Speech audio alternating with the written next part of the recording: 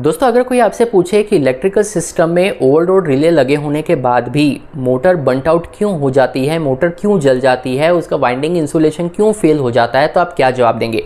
सबसे पहला रीज़न आता है सिंगल फेजिंग। सिंगल फेजिंग एक ऐसी कंडीशन है जिसमें आपकी मोटर 3 फेज़ के जगह 2 फेज़ पर ही चलने लगती है, एक फेज़ मिस आउट हो जाता है। ये एक ऐसी कंडीशन है जो अगर आपके सिस्टम में हो रही है और अगर आपने इस पर ध्यान नहीं दिया है तो मोटर का वाइंडिंग टेम्परेचर बहुत तेज़ी से बढ़ेगा, इवेंचुअली आपकी मोटर बर्नट आउट कर जाएगी।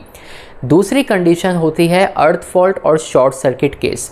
देखिए, अगर आपके सिस्टम में सिर्फ ओवरलोड रिले लगा है तो ओवरलोड रिले शॉर्ट सर्किट और अर्थ फॉल्ट से प्रोटेक्शन देने के लिए नहीं है, तो इसमें आपका जो फ्यूज़ है, जो MCCB है, उसे पिक्चर में आके प्रोटेक्शन प्रोवाइड करना चाहिए। पर सिर्फ ओवरलोड रिले के वजह से अगर अर्थ फॉल्ट और शॉर्ट सर्किट होता है तो मोटर का जलना तय है। तीसरा रीज़न दोस्तों आता है इनकरेक्ट रिले सेटिंग या इनकरेक्ट फ्यूज़ सिलेक्शन। देखिए, अगर आपने रिले की सेटिंग ही गलत करके रखी है, आपके सिस्टम में जो फ्यूज़ आपने लगा रखा है वो फ्यूज़ बहुत हाई रेटिंग का लगा के रखा है, तो साइट पर आपकी मोटर जल जाएगी लेकिन फ्यूज़ ब्लोन आउट नहीं होगा। साइट पे आपकी मोटर जल जाएगी लेकिन रिले ट्रिपिंग प्रोवाइड नहीं करेगा।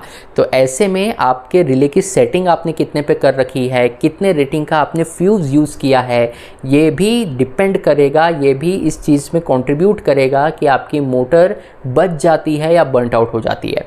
अगला केस आता है पुअर कूलिंग का। देखिए, आपकी मोटर को वेंटिलेशन की रिक्वायरमेंट होती है, प्रॉपर कूलिंग की रिक्वायरमेंट होती है, पर अगर आपकी मोटर में प्रॉपर कूलिंग नहीं मिल पा रही है, पीछे का जो कूलिंग फ़ैन है वो डैमेज हो गया है, या आपकी जो मोटर है उसके जो स्लॉट है वो डस्ट से पूरी तरीके से कवर हो गए हैं, मोटर को कूलिंग मिल ही नहीं रही है, तो ये भी वो कंडीशन होगी जिसमें आपकी मोटर बर्नट आउट हो जाएगी।